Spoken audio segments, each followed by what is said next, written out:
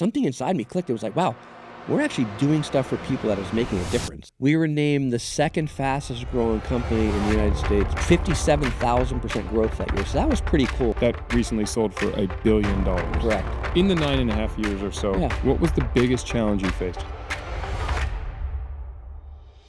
And one thing I tell people now, there's a couple stories I can share, bring value. I didn't ask for anything. Matter of fact, when they paid me that part-time salary, whatever you call it, I kept showing up. I was bringing tons of value, and I didn't ask for any more money. And I think about 6 more months went by, and they said, hey, you're here almost every day now. How much money do you want to make? And I told them a number, and they said, we can't afford you.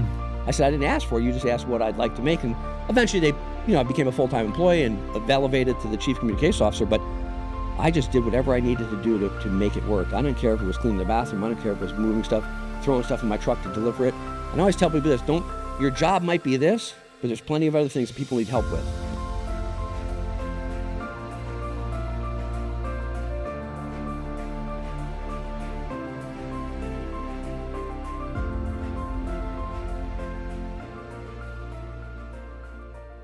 Please welcome our guest, Bruce Cardenas. Welcome to the show, Bruce. Thank you very much for having me. Thanks for coming down. Your story is so awesome. I mean, to go from Marine Corps and LA police officer all the way through to representing Mariah Carey and Jessica Simpson and Warren Buffett, to being the chief communications officer at Quest Nutrition, and now working and helping brands all across America. That is quite an eclectic background you have. It really is. When you say it, it seems a little like I'm a confused person, right? I'm still trying to figure out what I want to do when I grow up. Well, take me back. I mean, I know you came from a small town in New Jersey, but I want to go back to teenage Bruce.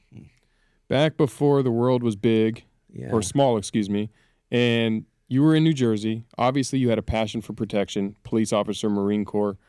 Those aren't things that usually translate over to fitness, health and wellness nutrition companies and growing brands. What was that moment when you knew that you wanted to be in the Marine Corps and a police officer? So as a young boy, grew up in a small town. I had an uncle that was a police officer. My neighbor was a colonel with the state police, and I was just around it. It was just one of those things. I felt like the respect, everything you got out of it, and helping people. So it was a boyhood dream. It was just, some people want to be a fireman, some people want to be cops, whatever. I think my father wanted me to follow in his footsteps. He was an entrepreneur, had a construction business. But the police thing was something I really wanted to do. And when I graduated high school, the local department knew me, and I asked the police chief, what would it take to be a police officer? And he said, listen, in his own kind way, you're not ready, you're immature, but if you go in the Marine Corps, I'll hire you when you get out. So I grabbed my best friend and said, hey, we need to go in the Marine Corps. And I ended up in Parris Island probably, 6 months later after you go through the process. Yeah. And what was your job in the Marines?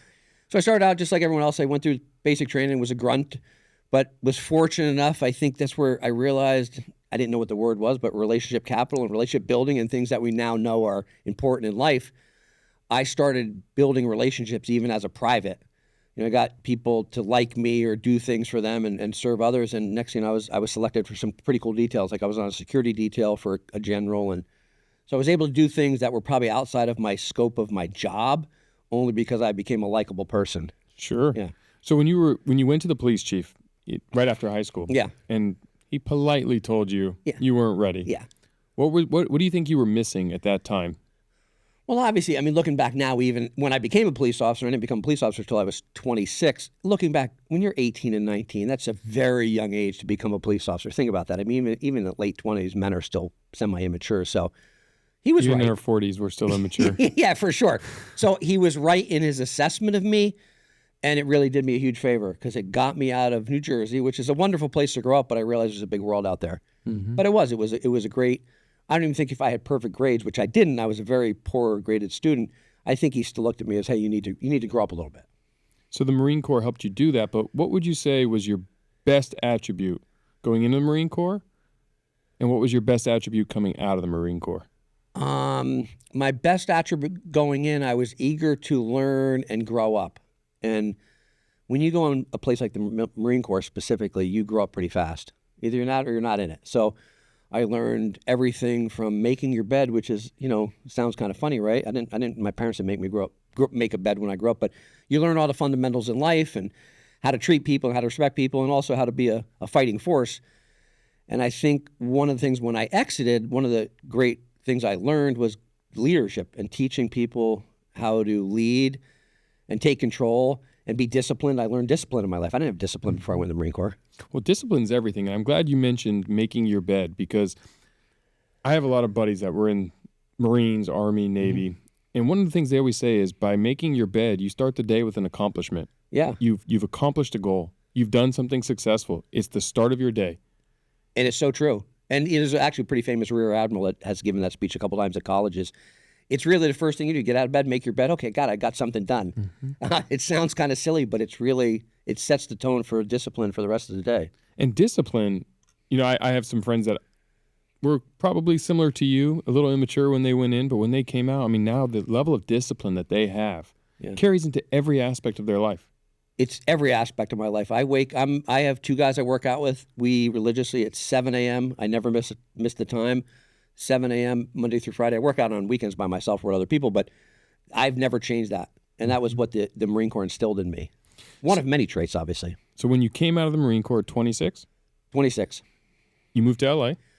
I landed in L.A. because, ironically enough, I probably would have went back to New Jersey. That's where my parents really wanted me to come, but I ended up at a powerlifting meet. I was in the Marine Corps. I was competing in powerlifting, as I guess a side hobby. I was doing pretty well, and there was a competition in Camp Pendleton, which you're very familiar with, down here in San Diego. And while I was on base, there was these big signs for a career day. IBM was there, and trucking companies, and the CHP, and I was like, wow, this is beautiful weather, beautiful people. Let me see what this looks like. And I started applying, and this was before the internet, really, and I used to get paper application, fill it out, and I applied everywhere, 20 different police departments, and LAPD picked me up first. I got picked up, actually, the CHP offered me a job, the Sheriff's Department, and but LAPD called me first. Sure. So I joined the LAPD Police Academy. And how long were you in the LA Police Force? So I did that for 12 years full-time. And the reason I didn't continue was obviously there's only so many hours a day. I call it time management. I started a security business early on when I was a cop, and so that really took over the time that I was available to really put into a business.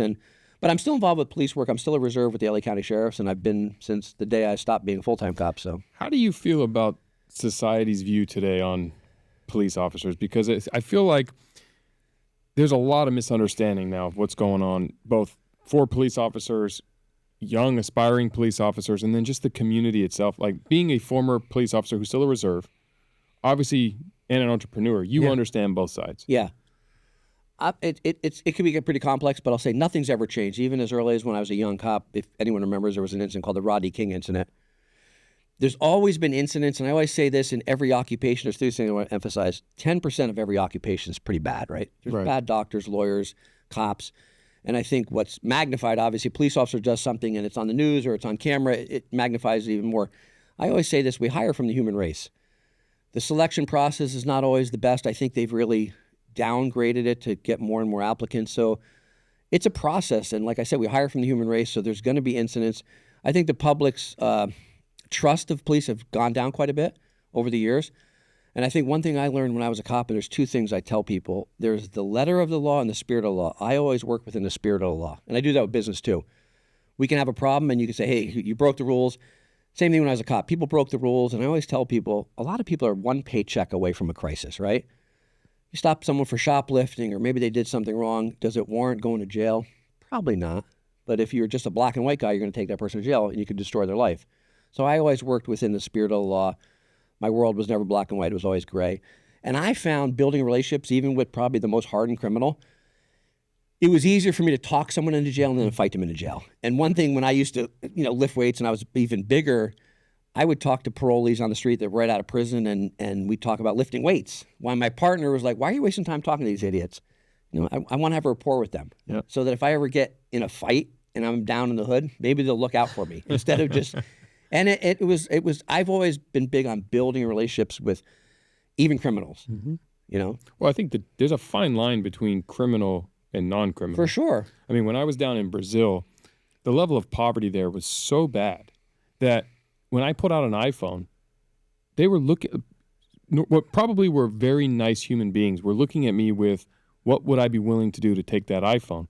Not because they want to steal from me or rob me or hurt me. It's because they need to feed their family. And that iPhone is a means to that. That was an opportunity. It was an opportunity and a matter of necessity. And having been exposed to that level of poverty in a third world country, or at least a part of a country that's third world, really opened my eyes to that fact, which is it really is a very thin line. To your point, we're one paycheck away from a crisis. We're also one paycheck away from necessity. I used to see it all the time as a cop. The LA riots was a prime example where I saw law-abiding citizens, normal law-abiding citizens, were breaking storefronts to get free stereos and stuff when I know normally they would not have done that. They saw it as an opportunity. Everyone else is doing it. Let me just jump in. Same thing with your iPhone. Do I risk jumping this guy and taking this phone to feed my family for a week? So people are sometimes put in situations where it causes them to think, irrationally, I guess. What's the best way for a normal citizen who gets pulled over by a cop for speeding to get out of a ticket? Polite and professional and courteous, being courteous. Yeah. I've led as many people. I used to write a lot of tickets. And by necessity, there was areas in LA where people would be hit, pedestrians run over by. So we do enforcement. I let as many people go as I wrote tickets. I mean, if anyone was polite and professional, I don't care what their race, religion, or if they're nice people, everyone does stuff, right? Was there really a quota, or is that just a misnomer? I think it's a little bit of a misnomer. I think here, in full transparency, motorcycle cops are expected to write 10 tickets a day. Okay, so there is a quota. If I don't want to use that word, but if you're in traffic enforcement, you're expected to write tickets. Now that doesn't mean, listen, you can still. There was days I'd stop 20 people and let 11 of them go. Same thing. Everyone's got a situation, right? Yep. What was the scariest moment you ever had as a cop? A couple shootouts. But You got shot at? Shot out. Big shootout with a murder suspect. A murder suspect that was wanted by the Highway Patrol. Big crazy chase through Hollywood, and we crashed in front of an Arby's restaurant. It was a big shootout, and that was pretty scary. Yeah, like I don't know how many shots were fired. He got out of the car shooting at us with a rifle. That was a pretty scary situation. And then another situation where I was the backup officer. A partner of mine had to shoot a rape suspect. It was very tragic, but he had a knife to this woman's throat. I've been involved with 3 shootings, which is a lot, I guess, for 12 years. It's 3 more than I'd want to be. Most citizens, right? Yes. I'll say this. L.A. City was like, I think my second day on the job, I was at a murder scene with 3 gang members, and I was just standing there like, wow, this kid from New Jersey is now like, this is not what's that called? We're not on a farm anymore. You're not in Kansas anymore? Yeah, literally. We're not New Jersey? It's big cities have a lot of action. Sure. And you grow up, you learn, and you also learn how to treat people and how to deal with real life situations. I mean, there's been a couple incidents that will stick with me forever. I can imagine. Yeah. I mean, just some of the stories I know that you've mentioned stick with me. Yeah. So 12 years in, yeah, you put it down for executive protection. Yeah. And when we say executive protection, let's be honest. I mean, you're protecting some of the biggest names in the world. I've been fortunate. I will say this. I was working for a retired Beverly Hills cop and learned the ropes, and I figured out this is not that hard. It all goes back to relationships, right? Even protection, it goes back to relationships. A lot of people think protection or bodyguard is the 300-pound guy at the door, but really security is logistics and knowing ingress and egress and planning. And you have a celebrity, keeping them out of trouble as much as, avoiding situations, stalkers. And I got involved with all of it, so I got my own license and insurance. I just started asking people, hey, I have the security business. And once again, the chairman of a major music company hires me and says, I need you to take care of my family. And once that happened, it was almost like a Rolodex. My Rolodex opened up. And Mariah Carey, Ricky Martin, Mark Anthony, J-Lo just kept coming because, hey, the chairman says we should use you. And it really became it was pretty cool. It always comes down to who you know. It really does. You can have a great service, but it goes back to relationships, because I know a lot of great qualified people in a lot of fields, but they don't have that break because they don't know who to talk to, how to communicate, who to build a relationship with. I mean, as you know, I built my entire career off the people I know. Yeah. It's never been what I know. It's always been who I know, and the relationship capital that I've nurtured and built over years and years and years and years of leading with value. And it's true. And I always teach it's true in entrepreneurship. It's true in police force. It's true in executive protection. It's true in the medical industry. It doesn't matter what you do. Exactly. The more people that are your champions, that respect you, adore you, and are willing to fight for you, the more doors that get opened. And to your point, if I'm Mariah Carey and I need executive protection and you're the guy, I don't need to vet you. You're the guy. Yeah. And that's what happened, yeah. And you bring it up even with police work. I served the community. I brought them value, and they appreciated me. And that, in turn, had my bosses say, I was selected on some details as a cop, too, where I was like, how'd I get this? Not really being a little naive, but they're like, because you're really a good human being and you're bringing value to us, doing things outside the scope of what you should be doing. Sure. Yeah. So you probably have been exposed to quite a bit on executive protection for some of the biggest names. I mean, you've probably seen some things we can't even discuss. Yeah. I mean, unfortunately, some of them are, NDAs or people are still alive. Sure. But yeah, some pretty interesting things. So stalking cases. Without giving us a name and without disclosing who it is, tell me your funnest story doing executive protection. Maybe just where you were, what you were exposed to. I think my funnest, because a lot of it's boring, mundane, standing in a corner, like the movie The Bodyguard, right? Which I did work as a technical advisor on The Bodyguard. Costner. Yeah, I was. Whitney Houston. I was on that movie. I think the funnest was a pretty A-lister that we were in Puerto Rico doing a music video for 4 days. And at some point, we were out on a big, massive yacht, and there was jet skis. And she said, I want to go on the jet skis, but I'm afraid I'm going to drown, literally. So I'm just watching, and she said, Bruce, you're going to drive me on the jet ski. I said, no, I'm not, that's not my job. She goes, your job now, so we put a life vest on. So I would say, was that fun? Yeah, it was unique, and they videotaped it. It didn't make the music video, but that was fun, right? That's out of the norm. That's cool. And we had a good time. It's like a story I could tell. I don't know if maybe I'll put in the book one day. Yep. Yeah. So good transition. So you are writing a book as we speak. I am. It's called My Quest? My Quest, that's the title. My Quest. So what... Well, actually, I'm going to jump back because please. I really want to get into your book. But you went from executive protection, and this is what I love about your story, is the huge pivots. Because I've jumped from industry to industry with zero experience. And you went from Marine Corps, police force, executive protection. That's a natural lineage. That's a natural line. Yeah. All the way through to now being an executive at one of the largest and fastest growing nutrition companies in the world. Yeah.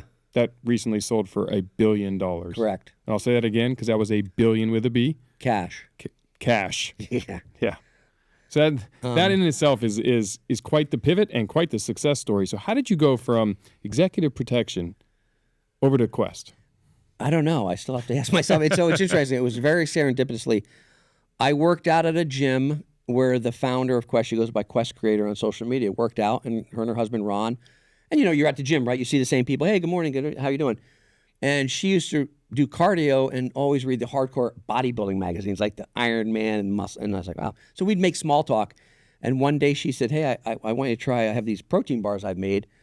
I want you to try them. And she gave me a couple bars. At the time, they only had 2 flavors. I think the company was maybe 6 months old. I remember I tried them, and I saw her the next week and said, those bars are amazing. I grew up, I always worked out and stuff, and protein bars were kind of so-so, chalky. These are the first ones that had great taste and texture. And I said, listen, I don't know if you're interested, but because of the security, I was doing a celebrity golf tournament at Riviera Country Club. If you can get me some product, I could probably get it in some people's hands, not knowing even what I was talking about. Just, hey, it sounds like a good idea. I call a friend of mine who's running the publicity. So Shannon gets me like maybe 5 boxes of bars, which at the time were gold because we were such a small company. They were so expensive to make. Did the golf tournament, and one of my friends, I said, listen, I don't know what, I want to get them in people's hands. She said, I'll do you one better. I'll get you some videos of people trying them on camera. So I put together this content, which I didn't even know what the word content meant at the time, right? What's the word content mean? It's like, so I got this information. I remember I emailed it to them, and they the next week they saw me in the gym and said, oh my God, how do you know these people? Mario Lopez is eating our bars and these celebrities.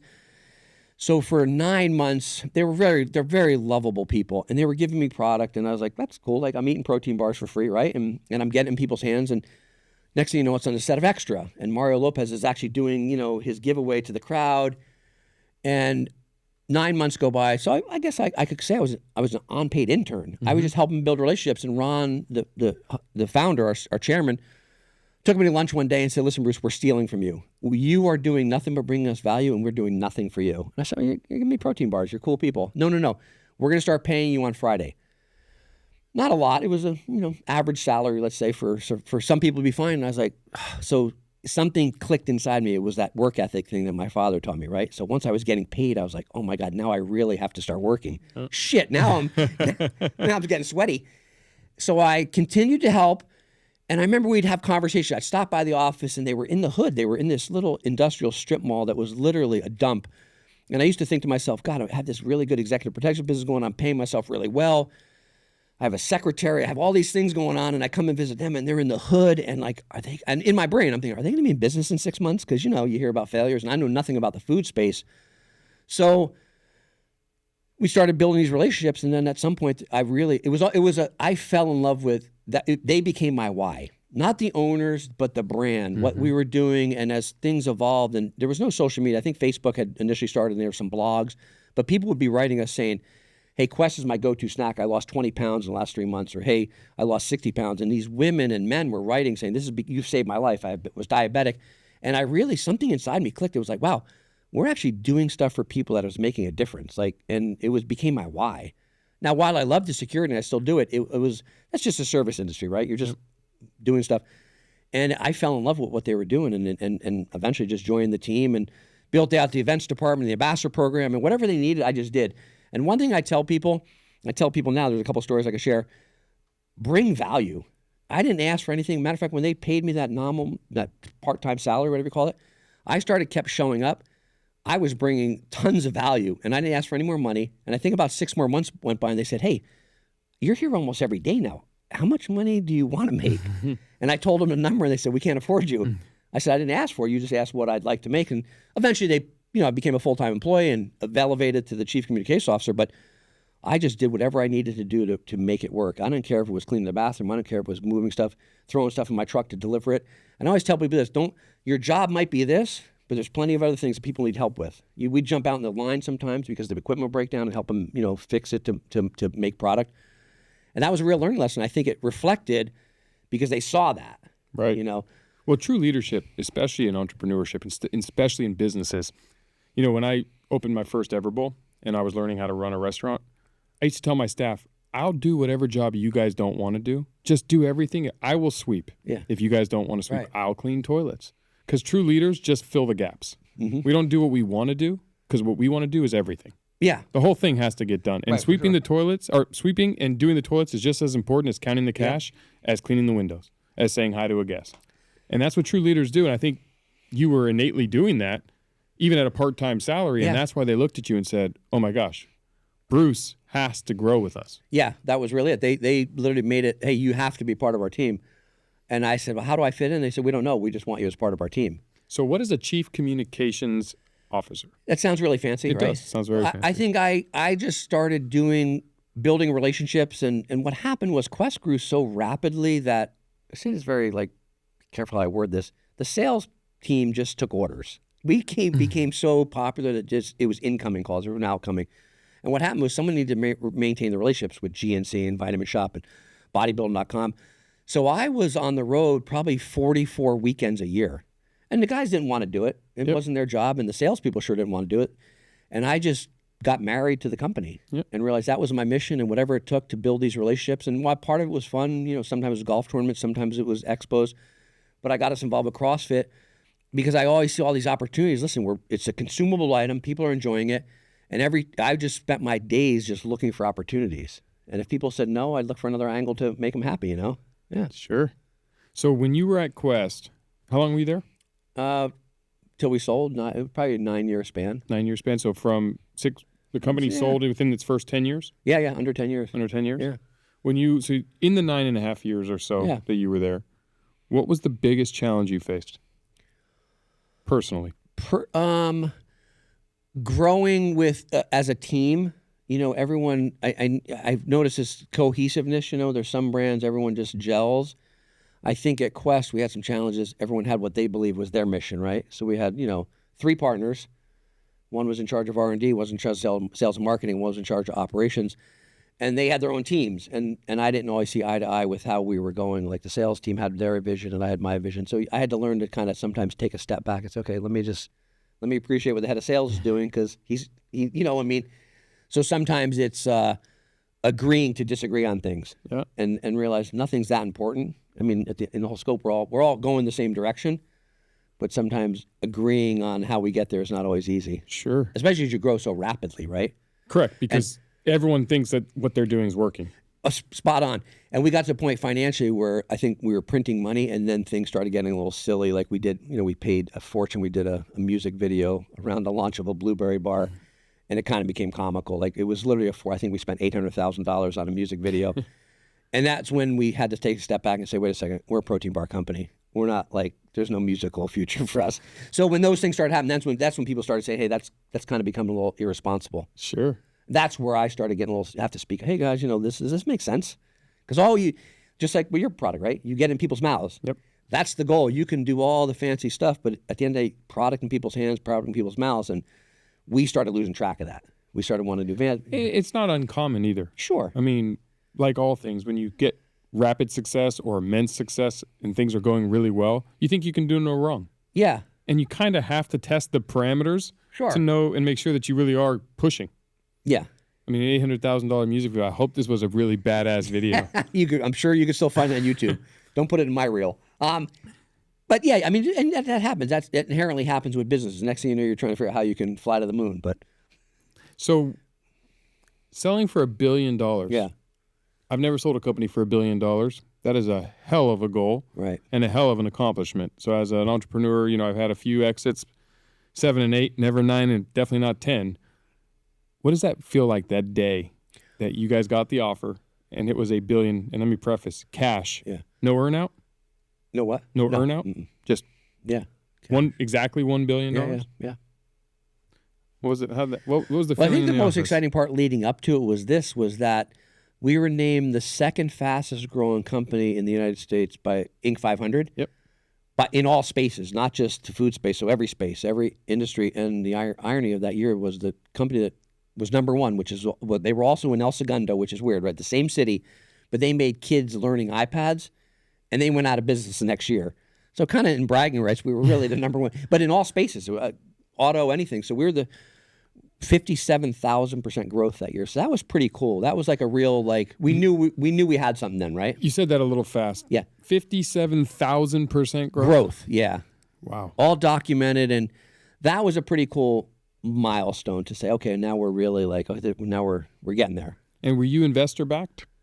Were there investors, or was it just the principals? The principals, we had a small investment company, but not until I think they jumped in maybe year 5. Yeah. Don't hold me to that, but something like that, yeah. And a very small percentage, by the way. How cool was your office? we've remained pretty humble. $800,000 music video. No, your office must be pretty cool. I hope that. Yeah, let's not focus on the 800,000. Those people have moved on. Yeah. But yeah, it's. We had a great headquarters, and then I tell you, on my journey, just like here, you have a really amazing headquarters, right? I was fortunate enough to visit Reebok and Nike, and I experienced it. And when I would come back home to our headquarters, I said, we have a cool thing going on here. Like it's, when people try and build a culture, right? And I always tell people, you can have the best CEO in the world. That culture doesn't come because of the CEO. The culture becomes of the people and the vibe and how you feel when you walk through the front doors. And sometimes it never clicks. Well, I think culture is built primarily based on clear understanding of your core values and your vision. Yeah. And having a team of people that buy in and believe in that same mission and have those same values. Exactly. You can't fabricate that. You can't buy it. You can't force it. And people try. Hey, how do I buy it? How do I make it? But, you go to First Form, for instance, and visit them. There's something, when you walk through the front door, you feel it. You see it. You can sense it. The way people talk to you when you go. I mean, it may sound silly. They wipe down the bathrooms after you use the sink. I mean, there's so many things, and it's inherently with everyone. Everyone feels that way. So you don't always get that. No. And because the challenge is a lot of times we try to force it. Yeah. We all want it. Sure. Every company wants it. It's really hard. And of all my companies, I haven't had it at all of them. But it took having that clear vision. What was the core values at Quest that everybody bought into? Respecting each other, bringing quality to our customers. Our customers came first, as opposed to us coming first. There's, and that's important to a lot of businesses. I think sometimes the company becomes first, and it's always the customer at every cost, right? And people forget that sometimes. Sure. So that's a good segue now to your book, My Quest. Yeah. I'm assuming, based on the title, it's being written off your experience at Quest? I think my quest is my journey, right? But part of it will have to touch on the dumb kid from New Jersey and how I evolved to where I am. But yeah, I think most of it is the learnings at Quest, and from marketing to sales to building relationships to relationship capital, and how that all ties together.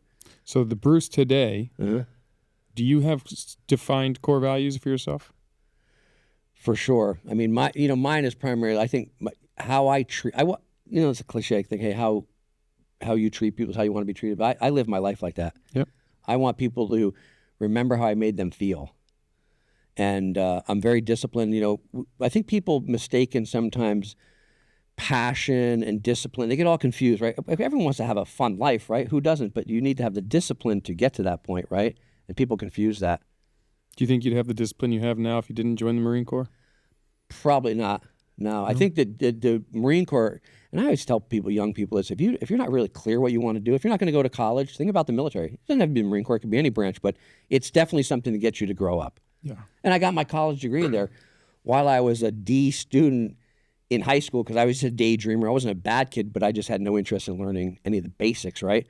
But when I got in the Marine Corps, one of my bosses said, hey, listen, we're going to work out together. And I love fitness and bodybuilding and all that stuff. But I said, at night, he goes, what else are you doing? I said, why don't you go to school like at night? You know, like a remote, like a Pepperdine kind of thing. Yeah. I got my degree and What was your degree in? business. Yeah. So, but it was free, you know? So there's a lot of pluses in the military for learning.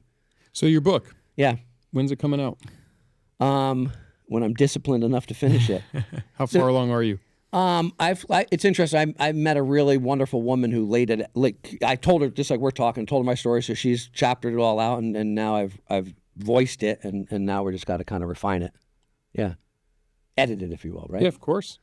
And now they say AI, can like do it in 5 minutes. Chat GPT. Yeah. Pretty soon. I mean, I don't know if it's ready to write your whole book, but it could probably write a book. That's what they say. Yeah. So Do you ever wonder who they is? right. Yeah, you're right. They always say this stuff, but who's they? Yeah, Dan Fleischman just posted something on Instagram about now there's going to be AI experts, doing masterminds on how to.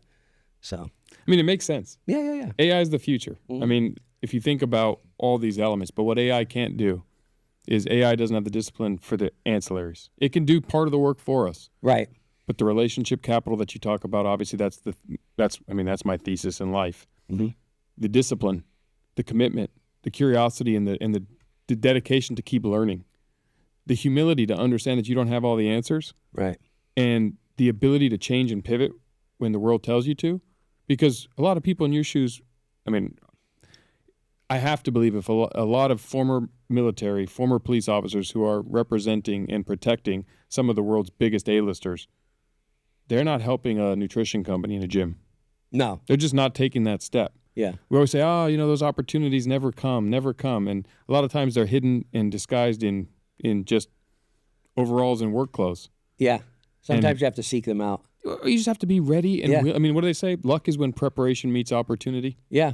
right? Uh-huh. You were prepared when the opportunity presented itself because you had access to the A-listers and you were a nice human being who was genuinely interested in leading with value, which Yeah. is how you build relationships. And you didn't know what was in it for you, and you didn't think it was going to become a $1 billion cash exit. 100%. Everything you just said is exactly spot on. I just said, these seem like cool people. Let me bring them value and see where it goes. And you do that enough times, and you know what happens? Yeah. You find your quest. Yeah. No pun intended. So what's the deal with Quest today? Are any of the principals still there? No one's left. I mean, or no one's there. It was a sale almost 3 years ago now, and we exited 2 years ago. They wanted to keep us on and make sure everything maintained. And so during COVID, we all exited. Yep. There's maybe there's no founders. Maybe a couple executives are left, but yeah, for the most part. Are you still friends with the founders? Yeah. I talk to Ron every single day. Yeah. We What's do some he business doing? together. He reminds me like a Warren Buffett or a Sumner Redstone. He's going to work forever. He's looking for answers in cancer and doing other things, other food businesses. That's Some people, and this is what I appreciate about certain people I'm around. Wealth is just a facilitator, right? All money does is facilitate things in life. Some people could go off and just sit on an island, and then there's people I like to be surrounded with, like Dan Fleischman or Ron, or people that are very wealthy, but they're going to continue to help the world. They're going to continue to put on events. They're going to help inspire other entrepreneurs to do good things. Well, the truth is, the attributes that make people extreme wealth is why we continue. Yeah. Because if you chase money, it runs. Yeah. And you're never going to accumulate the kind of wealth you want if you're only in it for the money. Right. And also, sitting on an island, Yeah. it's fun for a month. Yeah, exactly. Then it's boring. Yeah. Where's the purpose in life? Exactly. And that's what I have purpose, and I want to continue to have that purpose, to help people, to change people's lives, to bring value to companies. Mm-hmm. And I like the startup phase of companies because that's the exciting part, right? Yep.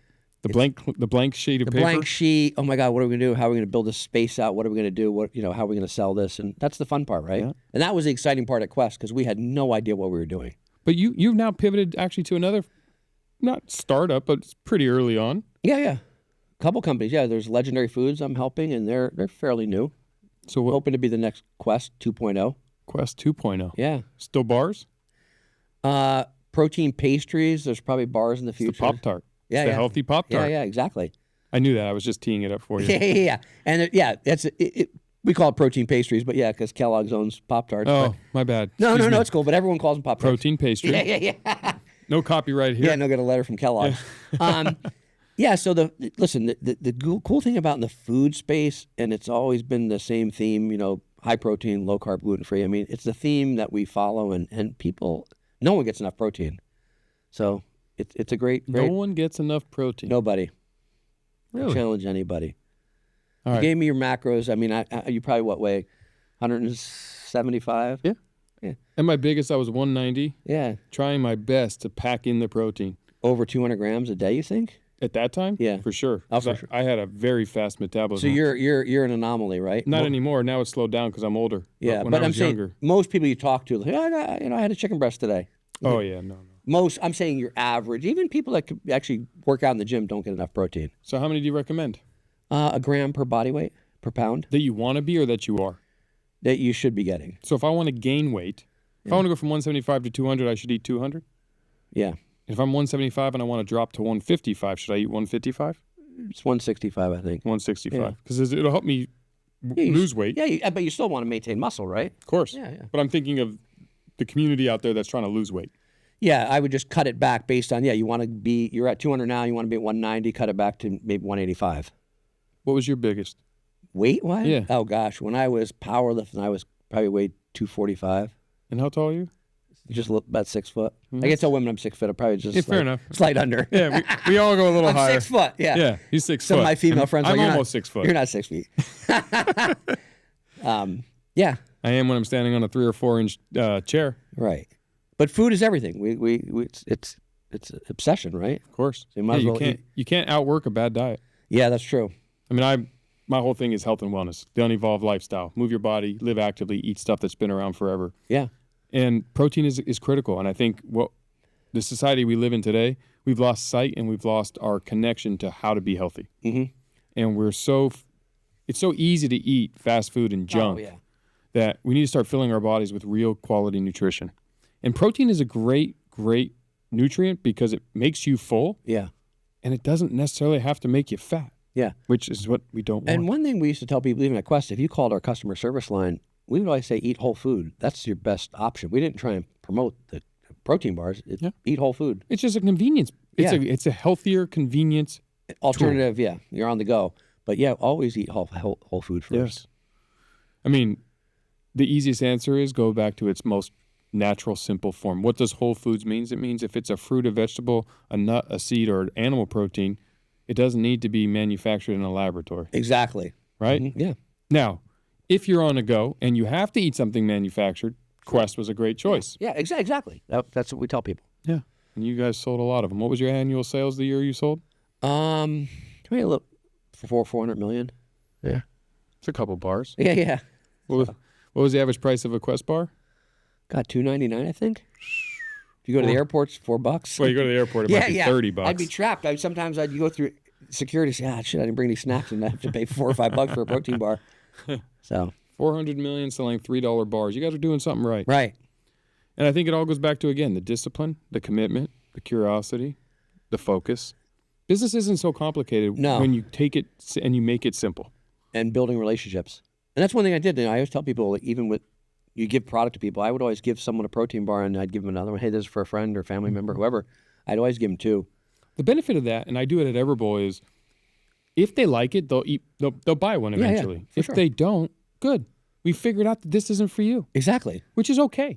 Because 100 people are never going to agree on anything. For sure. And people would say that too. Hey, it's not really my thing. Cool, no problem. Mm-hmm. Although you guys had some nice flavors. We did. I used to work out with a friend of mine, and he used to always have them in his bag. And he would have, you'd have birthday cake. You had all the flavors. All of them, yeah. They would discontinue flavors. I'd be so upset because there were flavors I love, like blueberry and apple pie. The music video made the blueberry have to go. Let's be honest. So we would discontinue flavors. I'd be bummed out, but it was all numbers, right? If they were bottom feeders, they just cut them out. So now, the Bruce of 2023 and beyond, now you really want to share your message. You're speaking on stages. Small stages right now. We're getting on to the big stages. We're getting on the big stages. Listen, I have a lot of my friends I follow, and it's interesting. I've even supported them because, Dan and all these different people have Pedro's. They all have these events, and I would go and support it with product. Mm-hmm. And as I would sit in the audience, I'd be like, wait, that story is kind of like mine.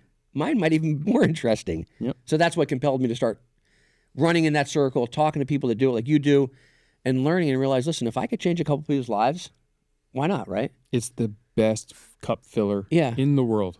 It really Money is. doesn't come close. And I've had life's experiences I want to share with people on like relationship capital, and I've never dismissed anybody because there's a couple kids I've helped along the journey that I probably in general would have dismissed.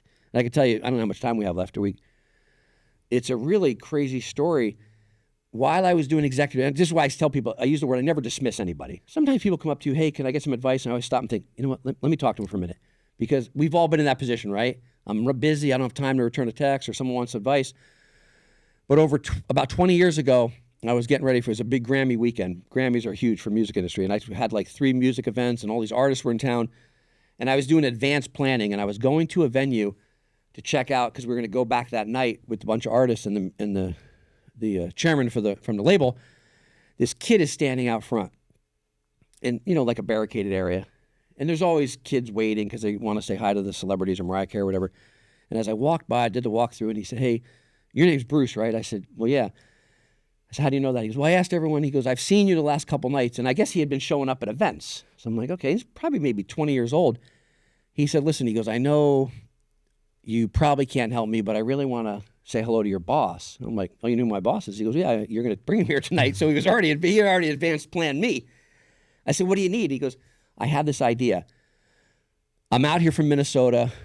I have this idea on digital downloading. And it was even before Napster. Remember Napster? With and he said, I have this idea. And I didn't know anything. He might as well speak French to me. I said, well, I don't know if I can help you. Why don't you try and get a hold of the label? I've tried. I've called HR. They don't even pick up the phone. I remember I told him this advice. I said, listen, the only thing I can tell you, if you do get in front of anyone in Hollywood, offer your service for free. Don't try and get a job. You're 20 years old. You have this idea. If you can get in front of anyone, just say, listen, let me just come in. I'll sweep the floors. Can I just hang out? I'll be an intern for free. We chopped it up for a few minutes. I had some time to kill. I said, well, I'll see you later. As I go back and get the client, hours later, we're pulling up, and it's weird. I've never done this in my life because I'm in the security mode. It's like we're getting in, we're going inside. My client particularly always liked to stop and talk to people. He wanted to be known as a touchy-feely, like say hi to people, don't want to think he's antisocial.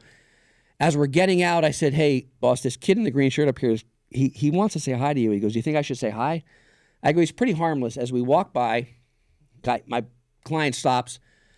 They might have talked for 35 seconds, maybe 30 at most.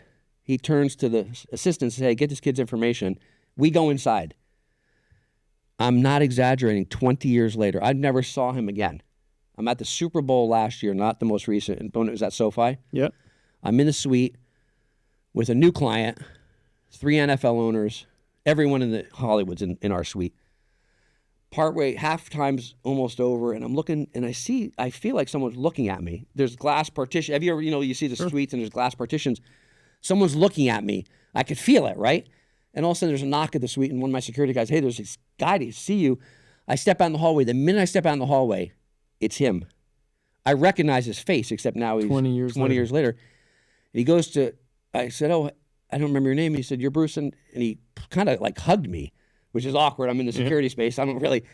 And I said, you're that kid, like whatever. And he's got his wife with him.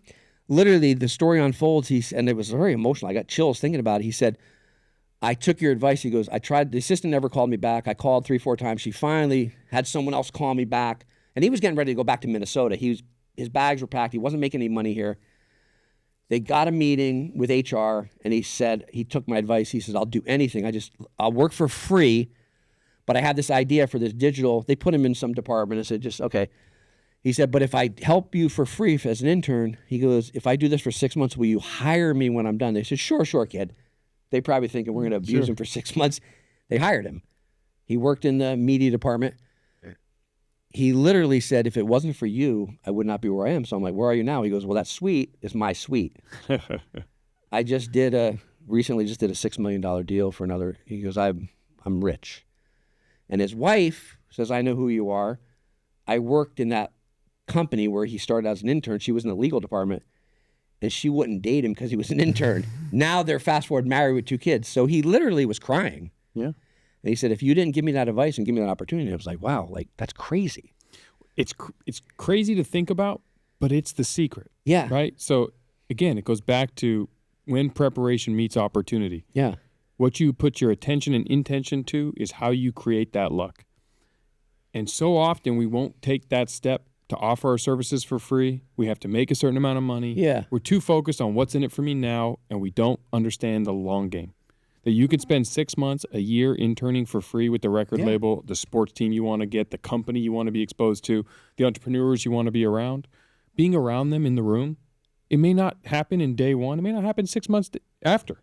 But within a year, 2 years, whatever the time frame is, those opportunities present themselves. And if you seize it, you hear about these incredible stories. I mean, you basically were an intern at Quest. I was intern. I tell people this. It's crazy because, as we grew, then you started getting people applying for jobs. And I remember they would call me in sometimes during interviews. And there'd be these young people, and they say, hey, I'm here to be the director of marketing, and I want to start at $150,000 a year, whatever it is, some crazy stuff. And they would call me in and say, hey, Bruce, meet so-and-so. They're here to be the director of marketing. Oh, great. Hey, can you tell this person, how long did you work here for free? 9 months. And all of a sudden you see the face. And, oh, shit, I came in here wanting 150. This guy worked for free just to get in the door, which is kind of semi-true, right? And I tell people, listen, start somewhere. If you have these grand ideas of being a leader, start somewhere. It's a moat, right? Because when you work for free, do you know how hard it is to get someone to replace you? You not only have to be so bad that they're going to be better than you, but you have to be so bad that they're willing to pay somebody to replace you. And I tell people it's a win-win. If you can afford, even if it's a short time, if you can afford it, do it. Whatever it takes, but don't look at, I'm out of college and I'm deserving of $150,000. Are you? Just start somewhere. The higher salary you get when you work for a company, the more value you have to bring. So of all the employees, and I've had thousands of employees across my company, I always have this communication when someone really has done a phenomenal job and they elevate to a much bigger position and it's a much bigger raise and they have a much higher compensation. I always have this conversation with them, which is the job you did yesterday cannot be the job you do today. You are now in this new position with this new compensation package, and we are relying on more from you, just like you are relying on more from us. You can't be a regular role player and then go to the all-star game and bring the regular role player attitude there. You now have to be the all-star. And so the same is true when you're coming up. When you don't have the experience, when you don't have the prerequisites, and you're just trying to learn and find your way, do it for free. Yeah. Just be around the right people and opportunities pop up. Yep. Yeah, I've had a few people say, well, I can't afford it. Well, do that from 9 to 5. And if you got to work as a waiter at night to pay do what you got to do to get in that door. Because this is your life. This isn't like a 5-year gig. You could become a multimillionaire from this. Well, Bruce, I could keep digging into your backstory because, number one, it's so fascinating. I mean, your journey is... So I can't wait to read your book, My Quest. Do I get a signed copy when it comes out? Absolutely. Okay, I'm going to hold you to it. Yeah, no, for sure. Otherwise, I'm going to have to hunt every single A-list event till I find you. I'm going to be the guy in the gray sweater. I appreciate that. But thank you for coming on. Thank you. For those listening who want to get more involved with Bruce and A, buy his book, My Quest, when it comes out, but 2, want him on your stage, want him on your podcast, want to just learn from someone who has clearly mastered the power of building relationships, clearly understands how to grow himself in new markets, new verticals, etc. Follow him on social media, reach out to him because he is a people person. He will respond. He's a good friend to have, a good guy to know. He's also could protect you when you need it. Thanks for coming on, Bruce. Thank you very much. Hey everyone. First, I want to thank all of you for tuning in. And if you guys haven't heard about my new book, Relationship Bank Account, click the link in the show notes or search the title on Amazon. This book is packed with all my secrets to success in both relationships and life. Make sure to pick up a copy, and if the book helps you on your journey, let us know by leaving a review. I appreciate all of you and can't wait to see you on the next one.